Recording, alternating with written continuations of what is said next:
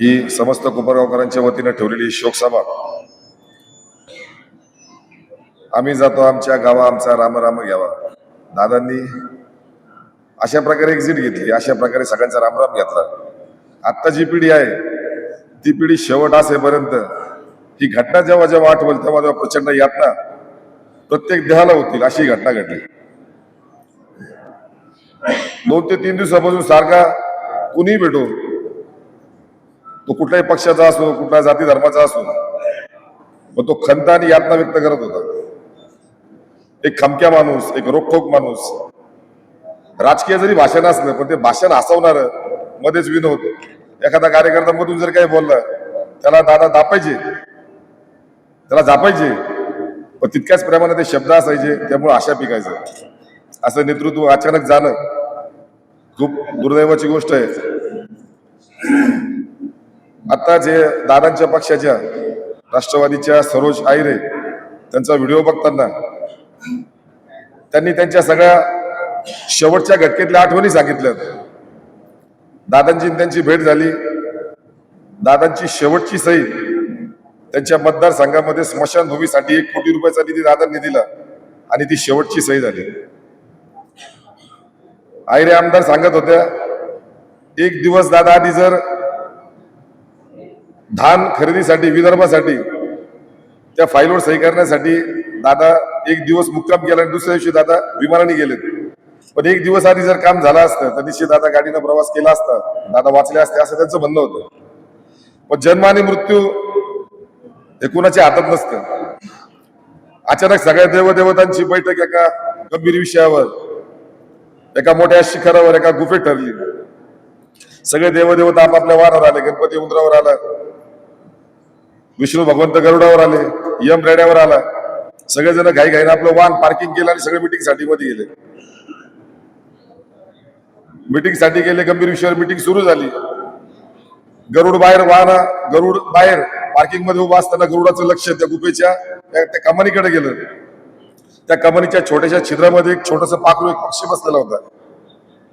तो पक्षी घाबरलेला होता, त्याला भय वाटत होतं, थरथर कापत होता। गरुडाला वाटलं तो छोटस पाखरू भयभीत झालंय, घाबरलाय, म्हणून गरुड झेप घेऊन त्या ठिकाणी पोहोचला। त्याला विचारलं, बाबा का घाबरलाय तू? पाखरू त्या गरुडाकडे बघतो, म्हणतो, भगवंत आज माझा मृत्यू आलेला असं मला वाटतंय, त्यामुळे मला भीती वाटते। गरुड सांगतो, बाबा जन्म देणारा आणि मृत्यू देणारा सुद्धा याच ठिकाणी सगळे मिटिंगला आलेत, कशा करता घाबरतो? नाही तरी भगवंता मला भीती वाटते। गरुड स्वतःच्या पाठीवर त्या पाखराला बसून घेतो आणि उंच उंच झेप घेऊन अशा ठिकाणी सोडून येतो ज्या ठिकाणी मृत्यू काय त्याची सावली सुद्धा पिच्छा करू शकत नाही।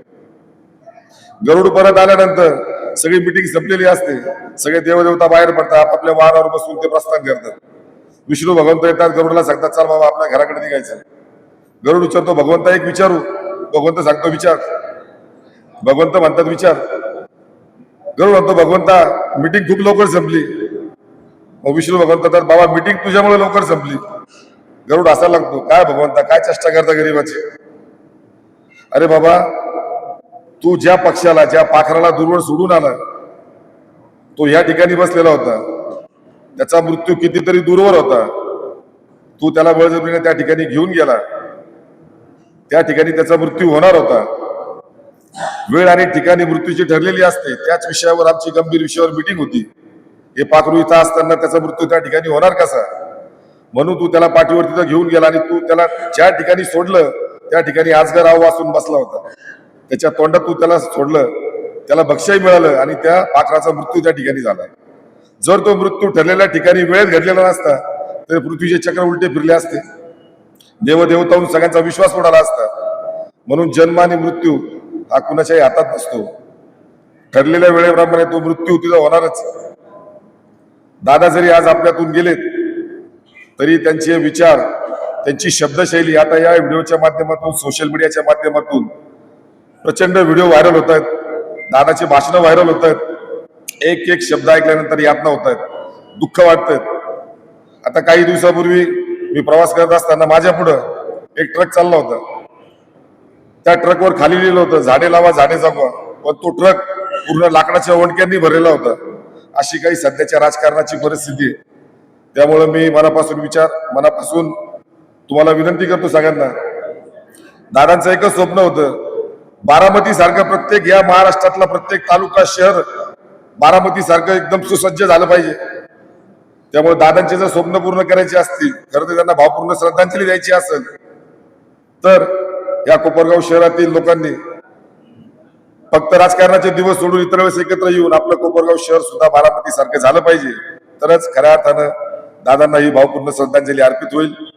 मी माझ्या मोरे परिवारातर्फे उद्धव बाळासाहेब ठाकरे शिवसेनेतर्फे आणि कोपरगावच्या सर्व नागरिकांच्या वतीनं मी दादांना मनपूर्वक भावपूर्ण श्रद्धांजली वाहतो. धन्यवाद. ओम शांती.